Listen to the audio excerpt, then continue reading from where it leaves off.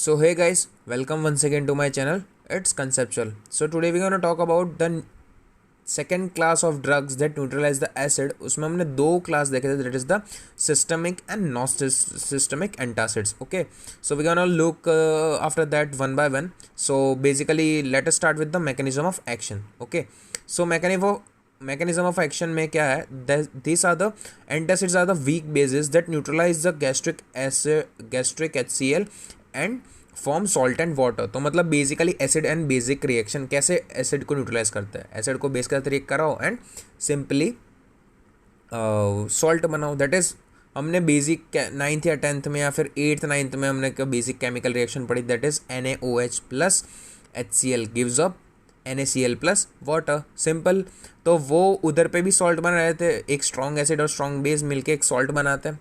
Okay, सो इधर पे भी यही हो रहा है. तो वीक बेस के साथ strong acid that is HCl, तो that will combine and form the salt and water. So indirectly inhibit the action of pepsin. ठीक है, तो वो इनडायरेक्टली किसकी एक्शन को इनहिबिट कर रहा है? That is the pepsin that is inactivated about the pH 4. Okay, magnesium and aluminium salt additionally absorb due to production of silica. ठीक है, तो वो क्यों एडिशनल एब्जॉर्ब होता है? बिकॉज सिलिका का प्रोडक्शन होता है, तो they additionally absorb. Okay, also from protective layer of the over the ulcers. So वो पहले तो सॉल्ट्स बनाते हैं and they are additionally absorb due to the production of silica and they also form the protective layer to protect from the ulcers. Okay, so let us look down the first class sub class that is the systemic antacid. उसमें दो पढ़े थे, that is sodium bicarbonate and sodium citrate. Okay, so sodium bicarbonate क्या है? It is rapidly acting and highly effective. That is 1 gram is equivalent to 12 milli equivalents. Okay, and उसकी problems क्या क्या है? That is it is producing CO2. That is it can cause blanching and distension of abdomen and perforation also. And blanching का मतलब क्या होता है? Become white और पेल बाय, मतलब वो बेसिकली पेल करेगा, CO2 प्रोड्यूस करेगा and it will may also produce the vasoconstriction. Okay, फिर सिस्टमिक एब्जॉर्प्शन अल्कोलोसिस क्रिएट कर सकता है. फिर रिबाउंड एसिड प्रोडक्शन भी हो सकता है and sodium increase in the volume overload. ठीक है, so sodium it may also lead to increase level of sodium ions and systemic absorption alkalosis भी कर सकता है and it may cause the belching and the perforation also. Other uses of sodium bicarbonate, it is metabolic acidosis to make urine alkaline in acid drug poisoning as important ingredients in many topical preparations such as eye wash, mouth wash, gastric lavage, etc. Sodium bicarbonate कहाँ कहाँ और use होता है? That is making eye wash, mouth wash and gastric lavage में भी, फिर metabolic acidosis में भी, या फिर एसिडिक ड्रग पॉइजनिंग में भी यूज़ होता है. एंड उसकी मेन प्रॉब्लम क्या है? It is producing CO2 that is causing the belching, distension of abdomen and perforation and alkalosis भी क्रिएट कर रहा है एंड रिबाउंड एसिड प्रोडक्शन भी हो रहा है. But it is rapidly acting and fast acting. That is 1 gram is equal to 12 milli equivalents. The next one is the sodium citrate. Sodium citrate is similar to sodium bicarbonate, no CO2 production and 1 gram is equal to 10 milligram equivalent. Okay, so उतना effective तो नहीं है sodium bicarbonate इतना, but जो ब्लेंचिंग distension हो रहा था वो इसमें नहीं होगा सोडियम सिट्रेट में. Okay, so next let's move on to the next one that is the non systemic antacid. तो सिस्टमिक एंटासिड में हमने क्या देखा? दैट is sodium bicarbonate and sodium citrate. Sodium bicarbonate के प्रॉब्लम हो रही थी प्रोड्यूसिंग CO2 एंड वेरियस दूसरी भी और प्रॉब्लम हो रही थी. That is rebound acid production, alkalosis and increase concentration of sodium ions. And but sodium bicarbonate was being used in eye wash, mouth wash, gastric lavage में other uses भी हो रहे थे. And the second one is the sodium citrate, that is 1 gram equal to 10 milli equivalent and it has no CO2 production. Okay, so moving on to the next one that is the non systemic antacids. उसमें देखो हमको basically कैसे मेगाल्ट्रेटिक याद रखे, तो आपको कैसे याद रहेगा? मैग्नीशियम हाइड्रोक्साइड और एल्यूमिनियम हाइड्रोक्साइड इंडिविजुअली भी यूज होता है एंड कॉम्बिनेशन में भी यूज होता है. And the last one is the calcium bicarbonate. Okay, so magnesium salts, magnesium hydroxide and magnesium trisilicate. Okay, so magnesium hydroxide is MgOH whole twice, उसका chemical formula है. High efficacy antacid that is 1 gram equivalent is equal to 30 milligram equivalents. Okay, available as 8% aqueous suspension that is milk of magnesia भी commonly हम इसको बोल देते हैं. Okay, and action is rapid and short.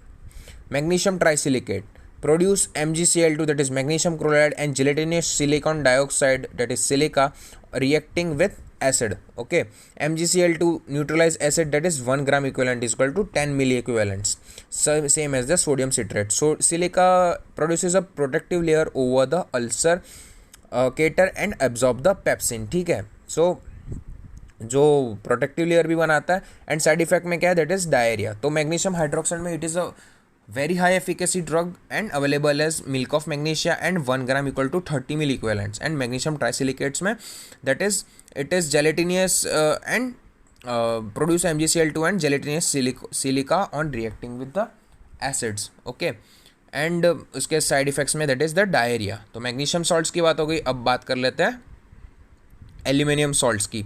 Okay, so aluminium salts is aluminium hydroxide gel, very weak, 1 gram equivalent equal to 1 to 2.5 milli equivalent, and very slow acting. Okay, problems में भी क्या है, it is very slow acting, delays gastric emptying, cause constipation and cause hypophosphatemia. Okay, so मतलब basically aluminum salts are very slow acting, तो उसका main drawback है, and it is very much क्या बोल सकते इफेक्टिव भी नहीं, because 1 gram equal to 1 to 2.5 milli equivalents. Okay, अब बात करते हैं दोनों के कॉम्बिनेशन की, that is magaldrate hydroxy magnesium aluminated, that is hydrated hydroxy magnesium aluminate, not just physical mixture of aluminium and magnesium hydroxide salts. Okay, faster acting but longer, faster acting and longer acting. Okay, तो fast भी act करता है and long time तक रहता भी है, that is 1 gram equals to 20 milliequivalents. But सबसे ज़्यादा इफेक्टिव कौन सा था, that is magnesium hydroxide, that is 1 gram equals to 30 milliequivalents. And balance of जीआईटिंग, हरिंग एंड रिलैक्सिंग एक्शन, सो वो बैलेंस भी रखता है.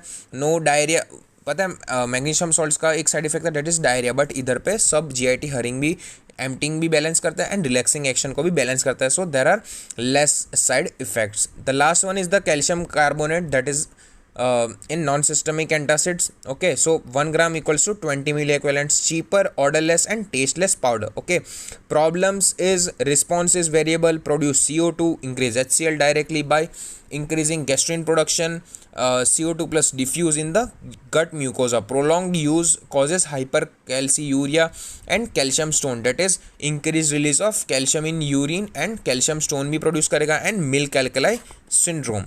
Okay, so calcium carbonate cheaper तो है, बट उसके साइड इफेक्ट ज़्यादा है, that is response variable response है पहले बात, तो मतलब स्पेसिफिकली एक्ट नहीं कर सकता.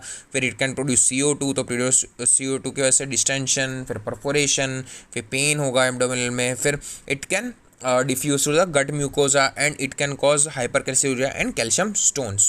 Okay, so current use, उसके current status क्या है, that is use not utilized to control nocturnal secretion. तो nocturnal secretion में कौन से ड्रग आपको याद आ रहा है कि nocturnal secretion या फिर nocturnal अगर कोई ड्रग को एक्ट करो तो कौन सा क्लास यूज होगा. So guys, you are right. ठीक है, H2 receptor blockers, rometidine, famotidine, cimetidine, ranitidine, वो सब यूज होंगे in the nocturnal secretion. Okay, mild to moderate cases of hyper acidity and gastritis to relieve the pain only. Okay, no role in definite therapy of peptic ulcers. Liquid preparation are more preferred and effective for 1 to 2 hours, so frequent dose is required. ठीक है, तो पहले तो mild to moderate hyper acidity में control करने में use होता है, एंड इट इज़ लिक्विड जो प्रिपेयर करता है that is more efficient. And एक और भी इफेक्ट है, दैट इज़ थोड़ा इफेक्टिव टू 1 to 2 hours, सो हमको फ्रीक्वेंटली डोज देना पड़ेगा. तो सिस्टमिक में हमको कौन कौन से दो याद रखने, sodium bicarbonate and sodium citrate, and non systemic में कैल्शियम कार्बोनेट, मेगाल्ट्रेट, मैग्नीशियम सॉल्ट्स में दो, that is trisilicate and hydroxide, and aluminium salts. Okay, so I hope आपको ये पूरा वीडियो समझ में होगा. ज़्यादा कुछ इंपॉर्टेंट तो है नहीं, बट हमको सोडियम बाइकार्बोनेट अलग से पूछ लेते हैं या फिर पूरा क्वेश्चन एंटासिड्स का पूछ लेते हैं. सो गाइज, मैंने आपको ये समझा दिया. कोई भी डाउट हो तो गाइज प्लीज़ मुझे कमेंट सेक्शन में बता दीजिएगा कि कौन सा डाउट आ रहा है आपको. Okay, and let me know, and please do like, share, subscribe to my channel, and please also do check out my Telegram channel. I am giving the link in the description below, so subscribe to that also. So until then, stay home, stay safe, stay happy, and see you next time. Thank you.